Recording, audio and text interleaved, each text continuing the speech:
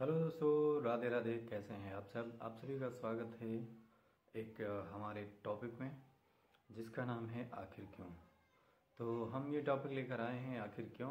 इस नाम से हमारा टॉपिक चलेगा। तो आप लोग हमें पहले सुनिए पूरी बातों को और फिर उस पर अपना कमेंट देना, राय देना कि कैसा है ये टॉपिक हमारा, और उस पर आप सब लोग अपना राय दे सकते हैं। तो हमारी टॉपिक होगी कि आखिर क्यों। जैसे हम एक छोटी छोटी बातों को लेकर बात करेंगे आखिर क्यों पर।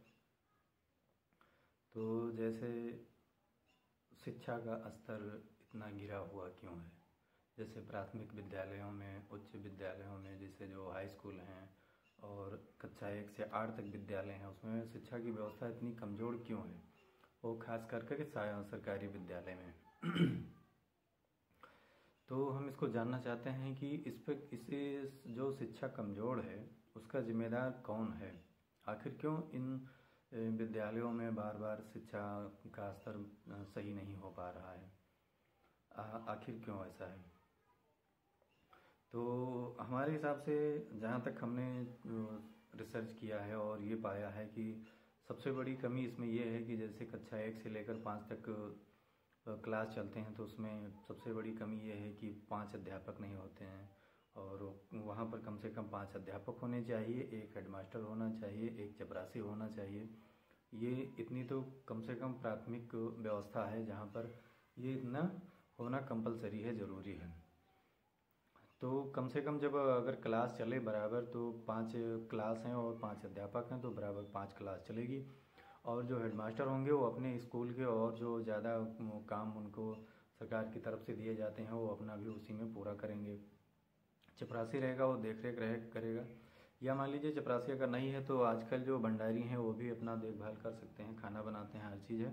लेकिन 5 टीचर कंपलसरी हैं कक्षा 1 से 5 तक के लिए।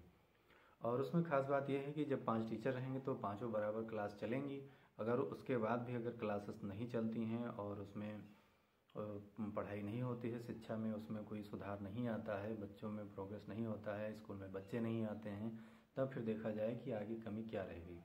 तो सबसे बड़ी बात तो यह है कि पहले हर विद्यालय में 5-5 टीचर होने चाहिए जो पाँचों क्लास को बराबर चलाएं क्लास को।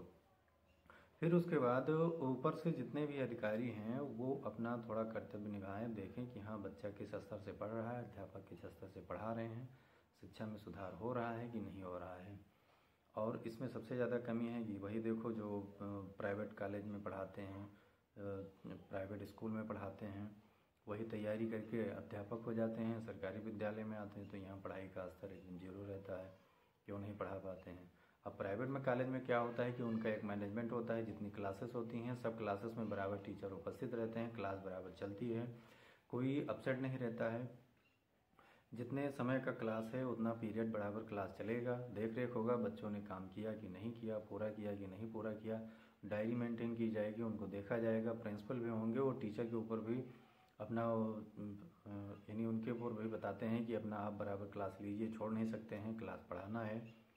तो जहाँ तक घूम घुमा कर यही व्यवस्था आती है कि सरकार इसको चलाना नहीं चाहती है कि जो प्राथमिक स्तर है कक्षा 1 से 8 तक, तो ये तो बहुत मूलभूत शिक्षा है प्राथमिक स्तर की, तो इसमें भी सुधार नहीं लाना चाहती है। और रही बात इसके ऊपर के बाद, उसको भी हम कभी कर लेंगे दूसरे टॉपिक में। तो पहले कक्षा 1 से 8 तक की ही बात हम करेंगे। इसमें सरकार करना नहीं चाहती है। क्यों नहीं करना चाहती? क्योंकि अगर कक्षा 1 से 8 तक अगर अच्छी पढ़ाई होगी, बच्चे शिक्षित होंगे तो वो थोड़ा जागरूक होंगे, तो उच्च शिक्षा के लिए वो कहीं भी अपना पढ़ सकते हैं, जागरूक हो जाएंगे, पढ़ने में अच्छे होंगे तो घर वाले भी पढ़ाएंगे। तो ये चीज़ रह गई।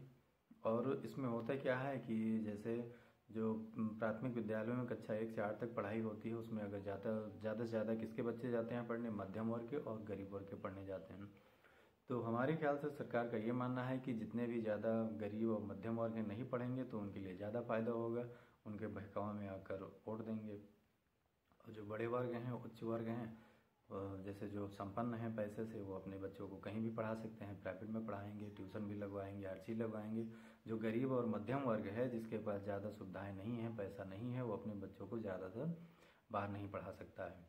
किसी तरह से कक्षा 8 तक, इंटर तक पढ़ाने के बाद में वो कहीं ना कहीं काम पर लग जाते हैं। तो घूम फिर कर बात यही आती है कि यहाँ विद्यालयों की जो शिक्षा व्यवस्था है उसको शुद्ध करना सरकार के नियत में नहीं है। किसी भी पार्टी की सरकार रही हो, किसी के इन्हीं सही करने के उसमें नहीं है। उनको यही डर लगा रहता है कि अगर गरीब और मध्यम वर्ग जागरूक हो जाएगा, शिक्षित हो जाएगा, पढ़ेगा, तो वो फिर अपने अधिकार को जानने लगेंगे, हमारे बहकावे में आकर वोट नहीं देंगे। और ज़्यादातर स्कूल ऐसे हैं जहाँ उच्च शिक्षा के लिए जब जाते हैं तो वहाँ उच्च शिक्षा में भी हाई स्कूल, इंटर में या फिर डिग्री कॉलेज में उतने अच्छे से पढ़ाई नहीं हो पाती है। अगर पढ़ाई होती भी है तो वो विद्यालय ज़्यादातर दूर हैं, जो आने जाने में बहुत ज़्यादा समस्या होती है। तो घूम फिरा कर वो प्राइवेट स्कूल में जाते हैं, वहाँ अच्छी पैसा देते हैं, मोटा रकम देते हैं, उससे सब लोग प्रभावित भी रहते हैं। ये चीज़ तो ये हो गई, ये सही नहीं करना चाहते हैं।